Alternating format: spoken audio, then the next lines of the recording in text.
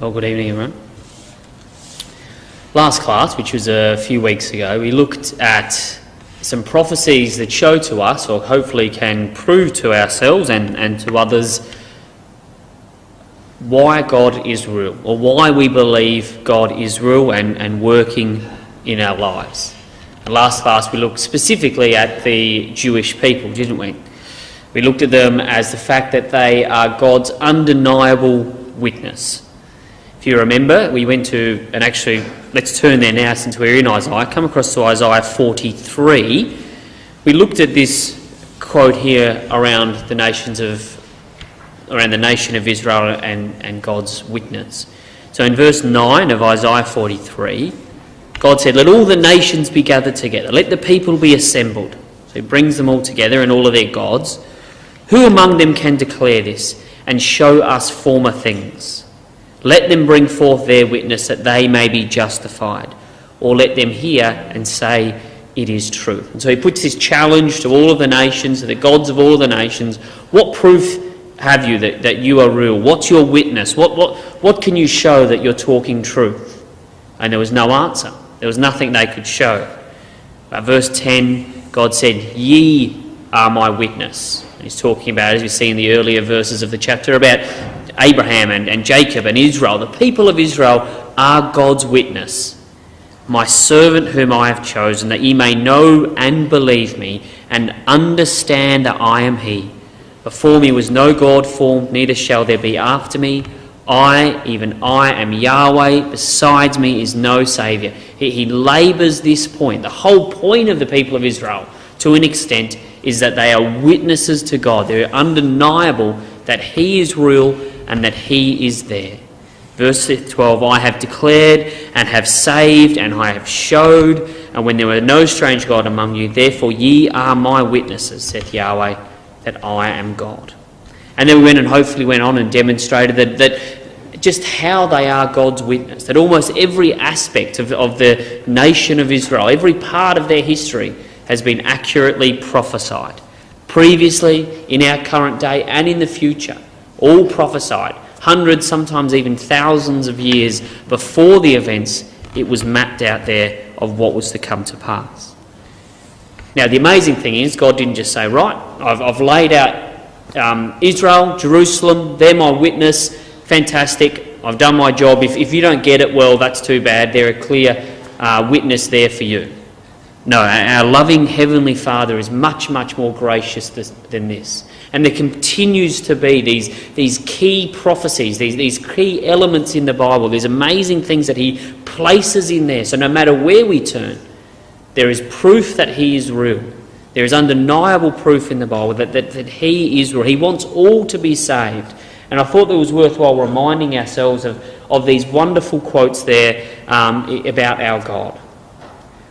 "Thus say unto them, As I live, saith Yahweh, I have no pleasure in the death of the wicked, but the wicked shall turn from his way and live. Turn ye, for why will you die, O house of Israel?"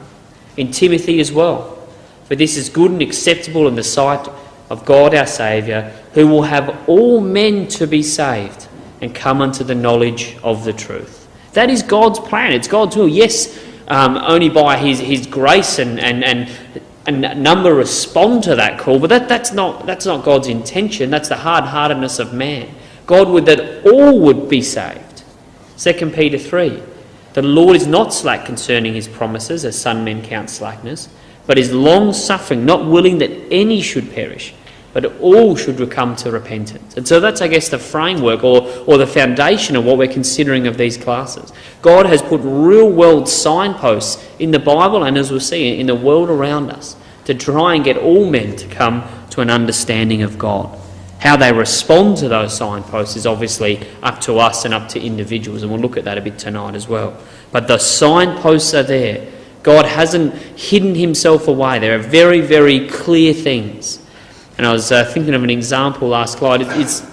We see in the life of Christ.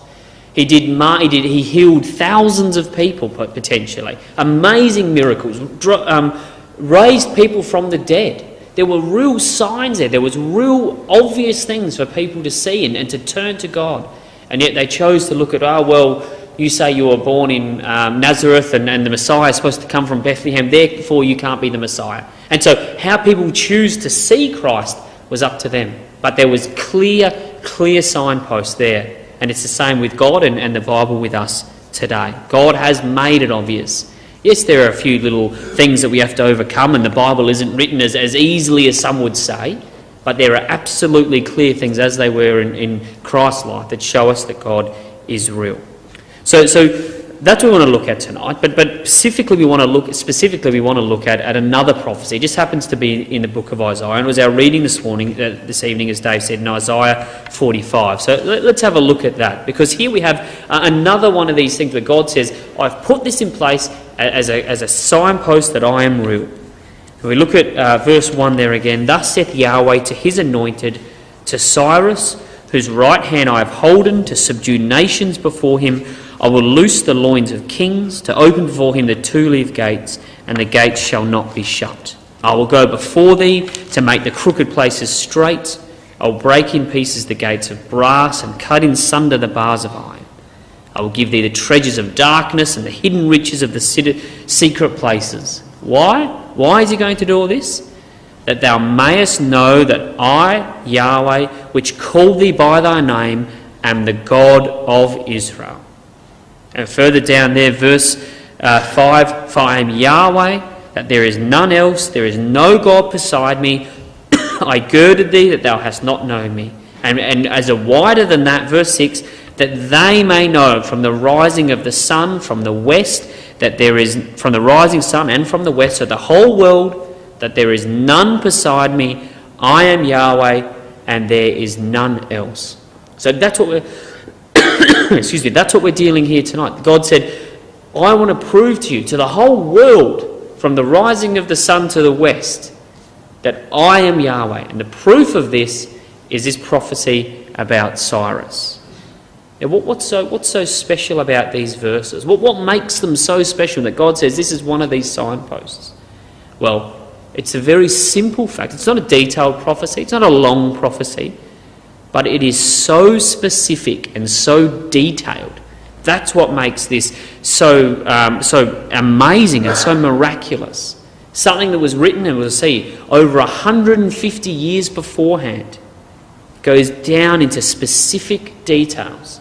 So the miraculous thing about last class with the nation of Israel was just the enormity of it, in a sense. It spanned thousands of years. It spanned whole nations. It expanded sort of the wane and the fall, and even in that in itself was miraculous, that God could control nations over thousands of years and make all these mighty things happen. Here, he almost then goes to that's the macro level, and now he's going to zoom right down almost to the micro level and say, do you know what? As miraculous as that is, I also control the individual and the little things in life. And do you know what? He says, I can be very specific as well as these broad things. And so he says, I'm going to say that in 150 years, and we'll look at the timings, there's going to be a person who's going to be born, he's going to be a king, and his name is going to be Cyrus. And even more than that, look in the chapter before, verse 28, he goes into even more specific here.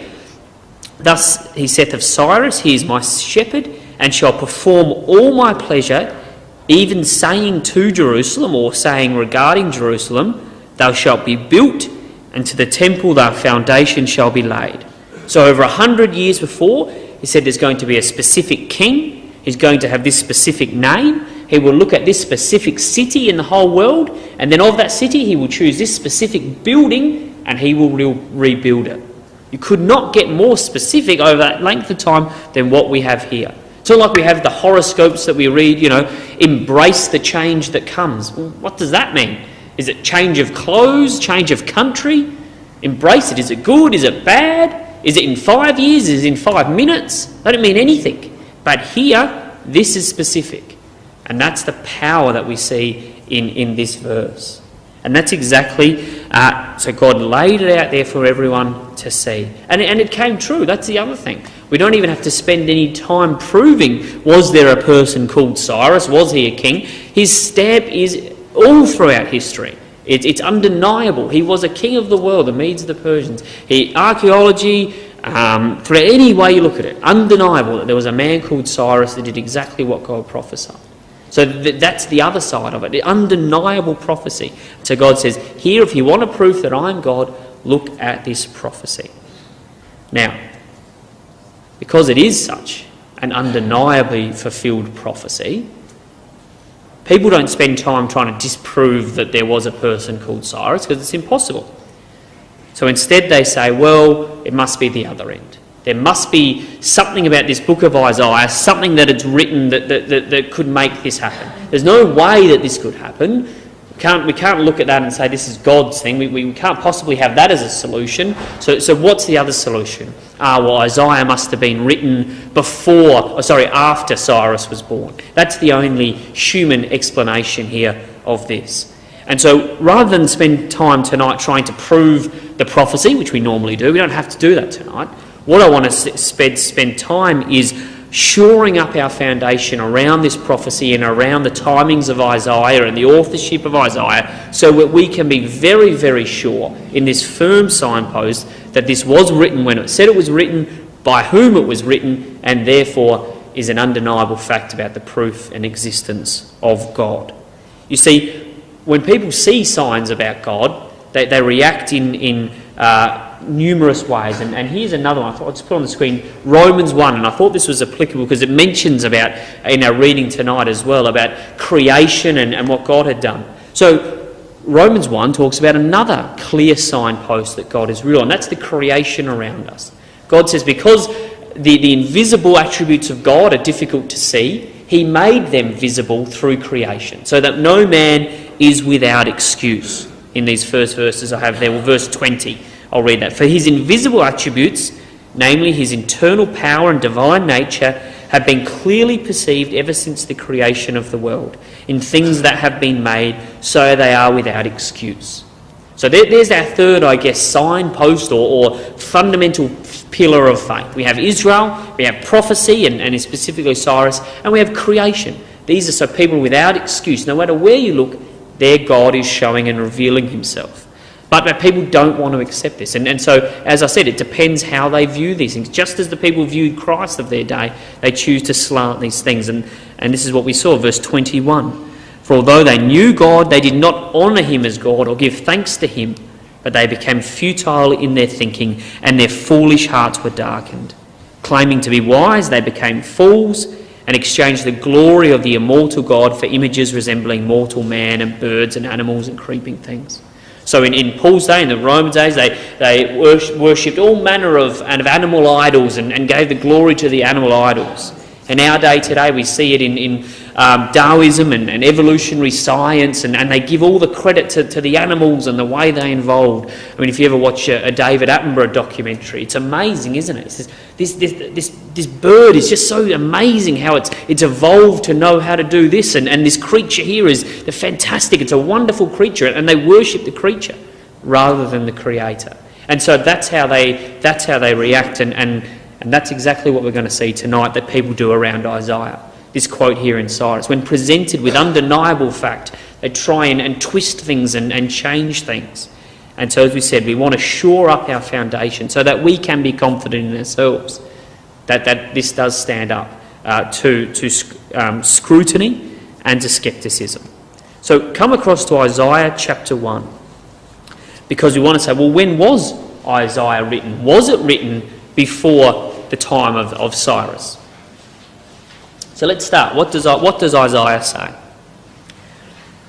Verse 1 of Isaiah chapter 1.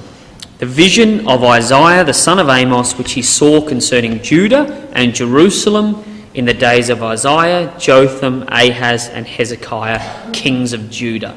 Couldn't get a more specific timing here. There's no ambiguity about who wrote this or when he wrote it or where he wrote it. It's spelled out perfectly and beautifully for us.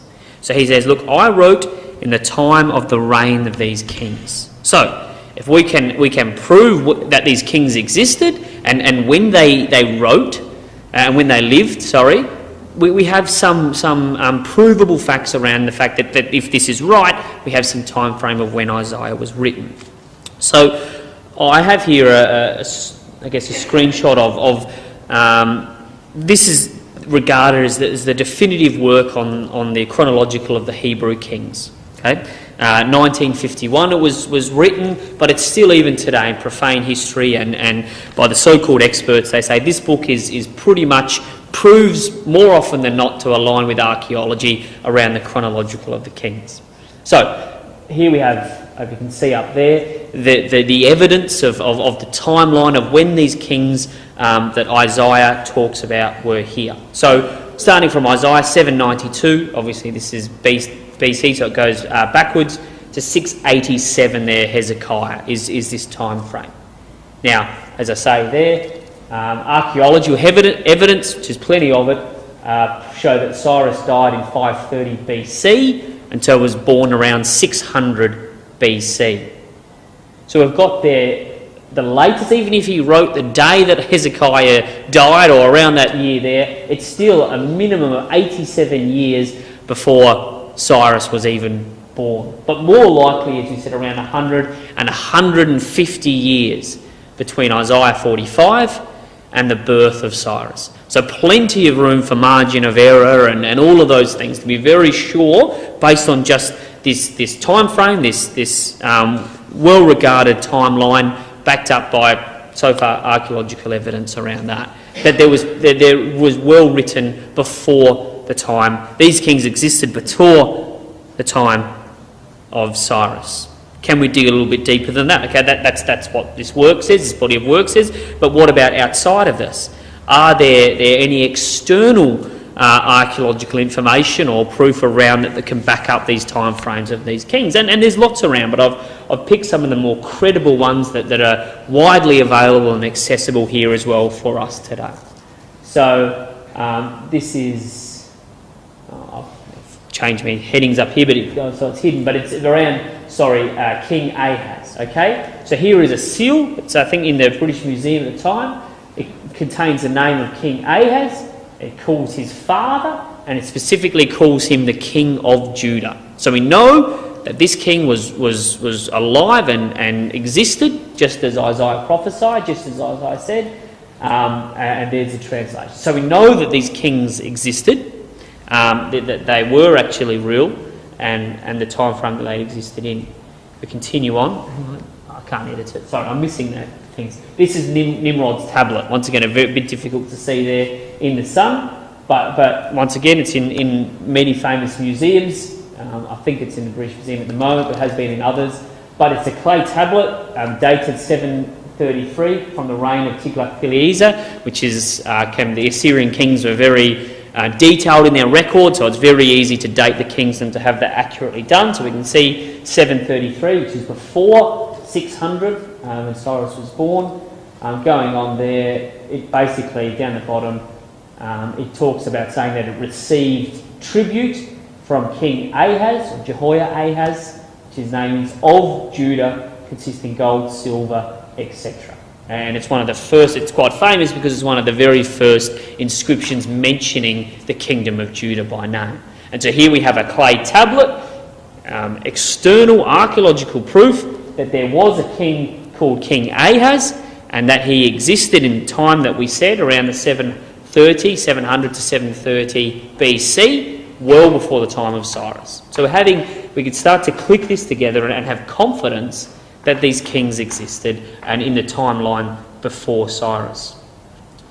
This is the prism. I've got the name of the prism. It's up there, but it's hidden. That meant, oh, there you go, Taylor prism, dated 700 BC. Once again, externally dated from other references to the kings in it. As for Hezekiah, the Judea, he did not submit to my yoke.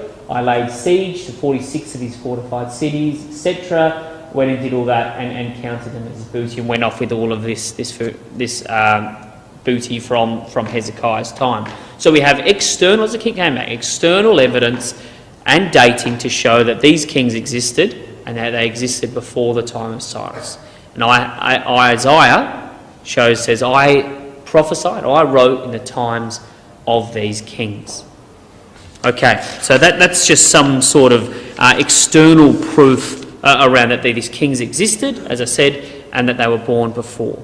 So we can have confidence that Isaiah was written, existed, and he was written in the time frames that he's stated, which is before the times of Cyrus. So people say, okay, well that's fine. That's a good point. So you've proven these kings existed. You've proven that Isaiah wrote in these times before Cyrus. Okay, well then maybe Isaiah didn't write the whole book. Maybe there's two writers. Maybe there is one that wrote in this time as you talk about, and then another Isaiah that may be a ghost writer or someone like that penned the second half of the book after Cyrus and Babylon and those sort of things. And that is, I guess you would call it the more popular view of Isaiah today. Most secular people or people that use the biblical record as a history book, or even those that don't believe in the infallibility of Isaiah, suggest that there's two authors to Isaiah. That the Isaiah that we've talked about, that wrote in the times of these kings, wrote from chapters 1 to chapter 39, and then from chapter 40 onwards was written by an unknown scribe who lived in Babylon at the time of Cyrus, and therefore he could write very accurately about Cyrus and the prophecies, and that's how it happened. So that's sort of, I guess, the continue down this path of refusing to acknowledge the wonder of God. So I think, okay, well that's fine. We can continue down with this as well, where we believe in the Bible, we believe in the authenticity of the Bible, so we should have some answers for this argument as well. And we do, despite, I think, I find it a difficult article, clutching at straws to try and sort of prove so. Some of their reasonings are, maybe there's some changes in the way that it's written, and some of the phrases seem different in the second part. Now, I'm no linguistic expert, so I'm not even going to go into any of those proofs. Really, the bottom line is they can come up with any proof that they want. So-called the fundamental reason is they don't want there to be only one author, because it means that God is real and they have to believe that. So they'll come up with all reasons. But what we need to look at is, why can we be confident that there is only one author in the book of Isaiah, and it was written when we said. So there's a couple of things after looking into this that I thought was worth sharing around that. And I think one of the most important ones is the harmony throughout the Bible, which we know, and we love the Bible and we see it there all the time. So it bears a lot of weight for us in our own community.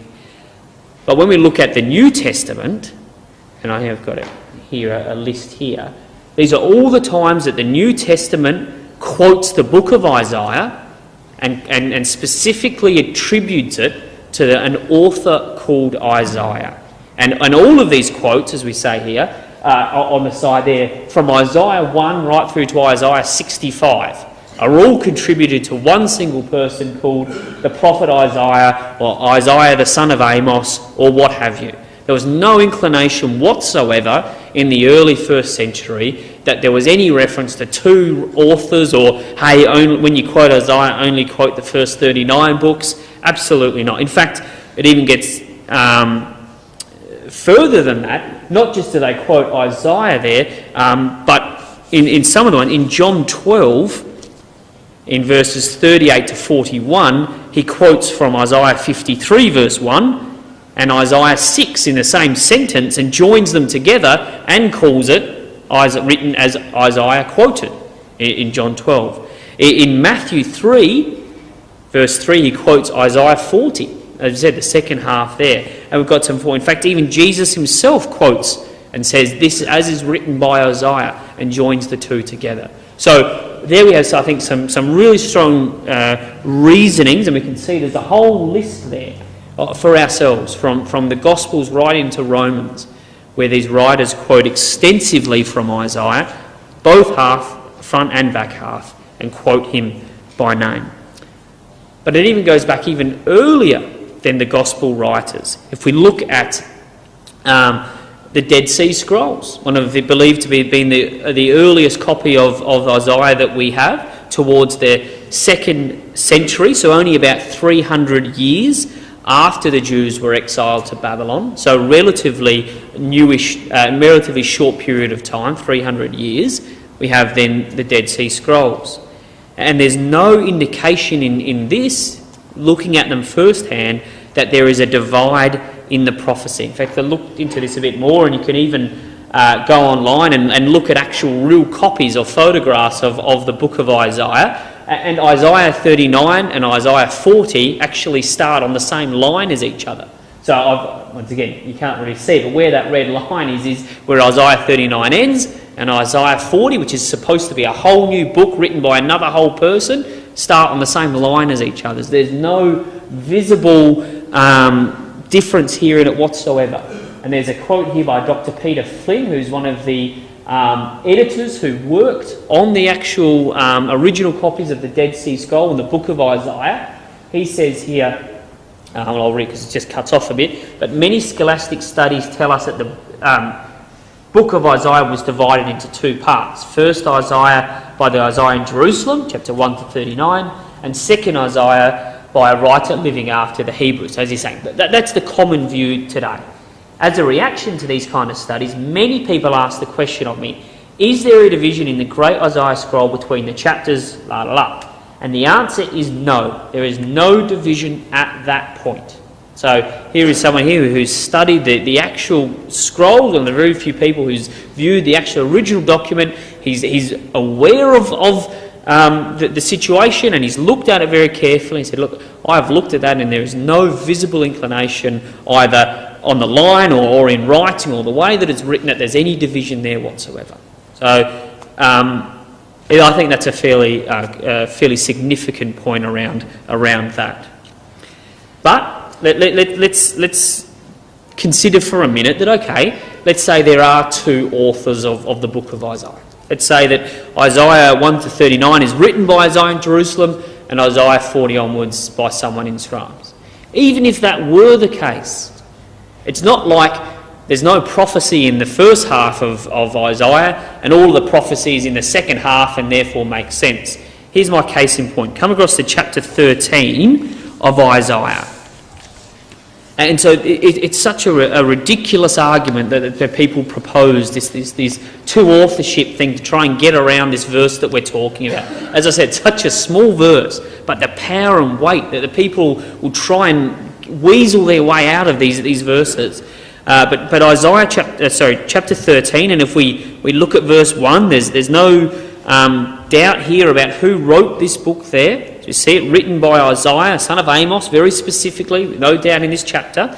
But look down at verse 17. Behold, I am stirring up the Medes against them, who have no regard for silver, no delight in gold. Their bows will slaughter the young men, they'll have no mercy on the fruit of the womb. No, their eyes will not pity children. And Babylon, the glory of kingdoms, the splendour and pomp of the Chaldees, will be like Sodom and Gomorrah when God overthrew them. Verse 20, it will never be inhabited or lived in for all generations. No Arab will pitch his tent there. No shepherd will make their flocks lie down there, and etc. And he goes on about how desolate it will be. So here in supposedly the first half of Isaiah that is, to have no prophecy whatever, he accurately predicts that the Medes will destroy Babylon and that the city there will be desolate forever today. In fact, he even mentions Sodom and Gomorrah. So here we have the two here. Now, I was going to ask if anyone knows which one's Sodom and Gomorrah and which one's Babylon, but I myself have actually forgotten, so it's not much help. But I think that's Sodom and Gomorrah over there, and the closest one here is Babylon. But the point is, and they don't even know where Sodom and Gomorrah is really, that's how desolate it is. But that's the point, that it's completely destroyed. It will never be inhabited and lived in for all generations. So what did the Babylonian scribe quickly nip over and write chapter 13 and slot that into the page? It doesn't make sense. So the book of Isaiah is jammed full of prophecy. Chapter 7, you've got the Emmanuel prophecy, and then he goes on to talk about all the various things that would happen to Ahaz and the kings before him. Isaiah 8, he talks about what would happen to Damascus and the prophecy around there. Isaiah 39, he talks about Hezekiah itself and the fact that his sons would be taken off into captivity and so on. There's prophecy all throughout the whole book of Isaiah. So even trying to split the book up into dual authors does nothing to remove the divine hand of God in the book.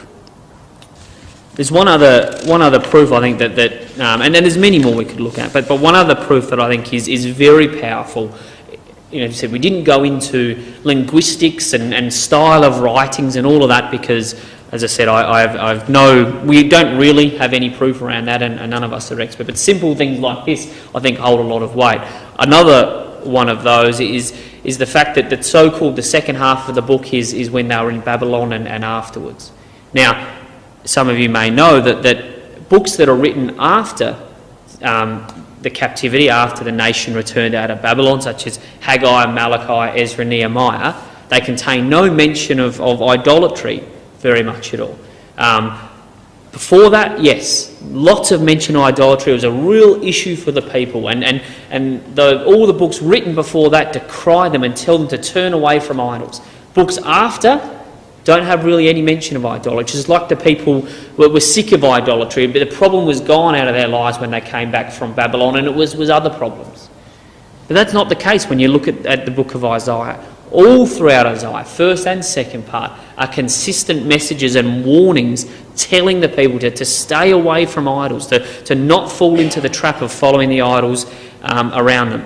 For those that want the mention, there's a few key mentions in the second half. Isaiah 44 verse 9, Isaiah 57 verse 4 and 5, and Isaiah 65 verse 2 and 4. So 3 or 4, even I think there's 5 instances in the second half of Isaiah that all talk about and warn the people to turn away from idols. We just don't see that in any other book of the nation once they're out of captivity. So even if you do start to look into these linguistic differences and things like that, even then there's some very really key proofs that we can say that no, Isaiah was written when it says it was written, it stacks up, it's a fundamental pillar of our faith. But I didn't want to sort of end on a negative type sort of thing of trying to disprove all of this stuff. So let's come back. Oh, actually, I think I've got it here. Isaiah 45, the bit we looked at. Let's look at the power of this prophecy. He says there, so we know that Cyrus existed, but what are some of the things it talks about as far as the taking of the Babylon and the fulfilment of this prophecy? So thus saith Yahweh to his anointed Cyrus, whose right hand I have holden, to subdue nations before him. I will loose the loins of kings, to open him the 2 levered gates, and the gates thereof shall not be shut. I will go before thee, I'll make the crooked place straight. I will break in pieces the gates of brass, and cut in sunder the bars of iron. I will give thee these treasures of darkness, and the hidden riches of secret places. And so not only is this prophecy very specific in name and in person, but it's quite specific in how this person would rise to power and his conquest, and particularly in the context of Babylon. It's not about war and destruction and going out and smashing these forces, is it? God's saying, I will open the gates, I will allow this to happen, I will walk you in to your position of authority and power. And I thought it's worth, even as a cementing our faith in this regards, about even the fulfilment of this prophecy. And so I've just got I think it goes for about 10-minute clip on a professor talking about the archaeology and the reasonings and what we know about the captivity of Babylon and Cyrus's role that he played in that. And we'll see it answers exactly to the verses that we see here. And so I'll just put this on. We can have a look at we'll talk about the clip itself afterwards, because it's an interesting. Some of the things that he mentions are quite interesting. Obviously, this isn't a believer, even though he uses the Bible as a tool. It's very clear he doesn't believe in the infallibility of it. But my name is David Vanderhoeft. I'm an associate professor of Hebrew Bible at Boston College in Newton, Massachusetts. So at the end of native rule in Babylonia, the city was ruled by a combination of King Nabonidus and his son, Belshazzar, known also from the biblical stories, for example, who were sympathetic to Marduk, who had long been the patron deity of the Babylonian dynasty, felt betrayed. Nabonidus also was curious in another way. He left Babylon for a substantial portion of the last decade of his reign to live in the northern Arabian desert at Tema, where he went about worshipping, again, his moon god Sin. Belshazzar is said to have been left behind in Babylon as regent. During these years, the conflict may well have risen to a kind of head. In any case, we know that in 539, native Babylonian rule was put to an end when Cyrus decides to take advantage of the turmoil in Babylon and invade the city. We learn then that the elite Babylonians welcomed Cyrus, at least some of them, into the city as a kind of liberator. The famous document known as the Cyrus Cylinder, discovered in Babylon in 1879, lists the benefactions that Cyrus brings to Babylon, but of course the document is written in Babylonian by sympathetic Babylonian scribes. A few of the things stand out in this Cyrus Cylinder that deserve mention. Cyrus himself, according to the text, claims that it was the Babylonian god Marduk who welcomed him into his role. So, for example, we read that Marduk surveyed and looked throughout all the lands, searching for a righteous king who he would support. He called out his name, Cyrus, king of Anshan. He pronounced his name to be king over all the world. This echoes, of course, surprisingly, the language of the so-called second Isaiah in chapter 45 and elsewhere, including 48 of Isaiah, who likewise understood Cyrus as a kind of liberator figure, the only king in the Messianic, to be ascribed the Messianic title, Mashiach, in the Judean tradition, who wasn't a native Judean. Later in the Cyrus Cylinder, Cyrus then speaks about the great benefactions he performed for Babylon and the joy that this brought to the high god Marduk. I'll read a section of this text, lines 22 and following. When I entered Babylon in a peaceful manner, I took up my lordly reign in the royal palace amidst rejoicing and happiness. Marduk, the great lord, caused the people of Babylon to rejoice. I daily attended to his worship. My vast army moved about in Babylon in peace. I didn't permit anyone to frighten the people of Sumer and Akkad, the traditional names for Babylonia. I sought the welfare of the city of Babylon and all its sacred centers. As for the citizens of Babylon, upon whom he, that is, the predecessor Nabonidus, the wicked king, had imposed corvée, tax duties, which was against the God's will and not benefiting them, I relieved their weariness and freed them from their service. Marduk, the great lord, rejoiced over my good deeds. He sent gracious blessings upon me, Cyrus, the king who worships him, and also upon Cambyses, the son who is my offspring, and upon all my army, and in peace before him we move about. So one can hear then the Babylonian scribes speaking in support of Cyrus, and Cyrus claiming to be nothing but an agent of Marduk and a peaceful denizen of Babylon. Was this the case? We know quite a bit about the details of Cyrus entering into Babylon and taking up reign there in the autumn of 539 BCE. The Greek historians, some fragmentary biblical references, and also other Babylonian texts tell us about his entry into the city. Not all details are clear, but we see that shortly after Cyrus's arrival in the city, the cuneiform scribes began to date their documents according to the reign of Cyrus, for example. Word had spread quickly, within a week, that new documents should be penned in the first year of Cyrus. Now, the tradition historiographically about how he entered the city is interesting. As the Cyrus Cylinder says, he came into the city in peace. His army was completely passive and didn't upset the local order. Cyrus later says that he took great care to observe the cult of Marduk in Babylon and didn't even let his soldiers march around in the city. We learn from 2nd Isaiah that he was likewise a foreseen liberator, of course, in that case for the Judeans, not for the Babylonians. We learn later on from Herodotus, the Greek historian, and Xenophon, that Cyrus was a kind of enlightened leader, that his entry into Babylon was a kind of end product of an enlightened rule, not a kind of despotism. How much do all of these views withstand scrutiny? It's probable that Babylon was not destroyed. Certainly, we have no archaeological record of the city having been leveled, razed, or otherwise decimated in the time of Cyrus's arrival. So it would seem that the accounts in the cuneiform, biblical, and Greek records accord with, at a certain level, the claims of Cyrus, that he came into the city in peace.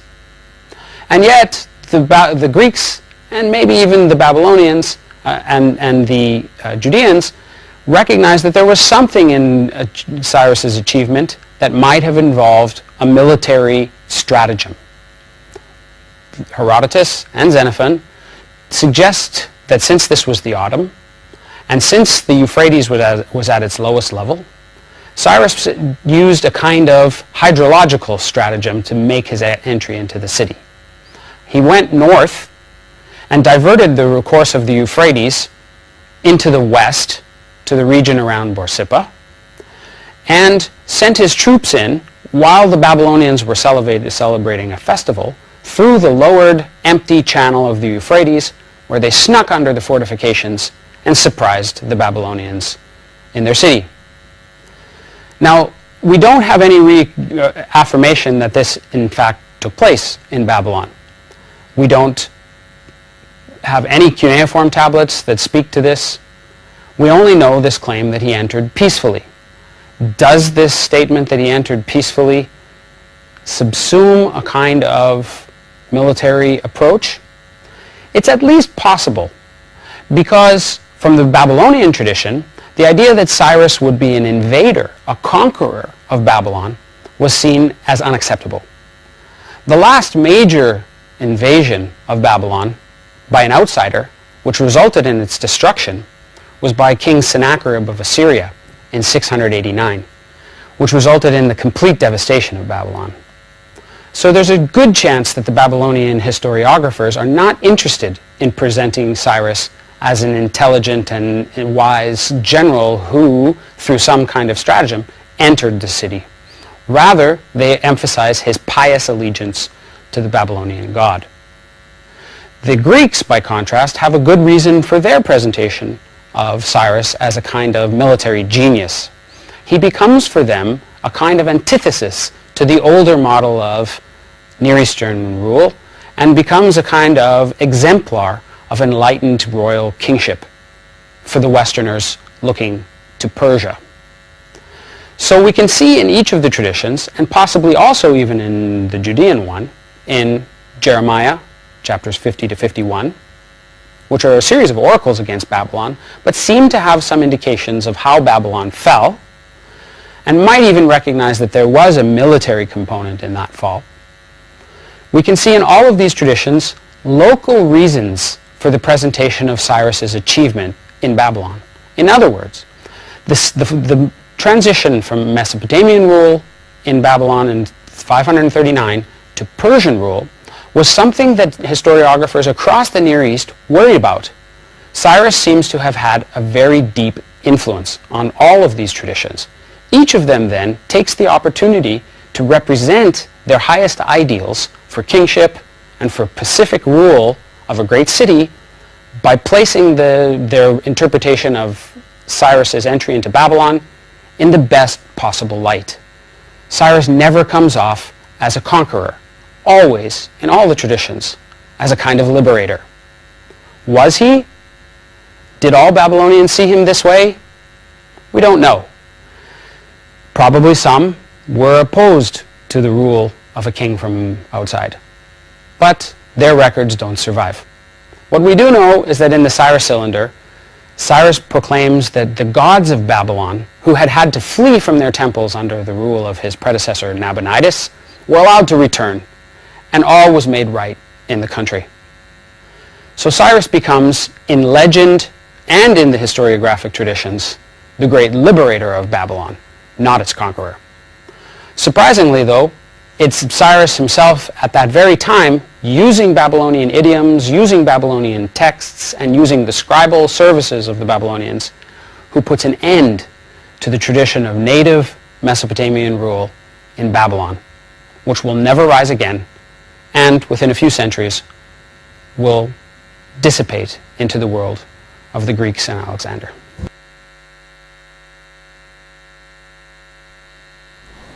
Yeah, so that is the a professor of Bible presenting their view on the destruction of Babylon. And it's very wishy-washy, as they all tend to be. They never want to take a firm position. But the point he's saying is, whichever way you look at it, as the victor writes the history, it wasn't some big destruction and mighty military act, but rather either through stealth or even through the people actually even opening the gates for him to come in.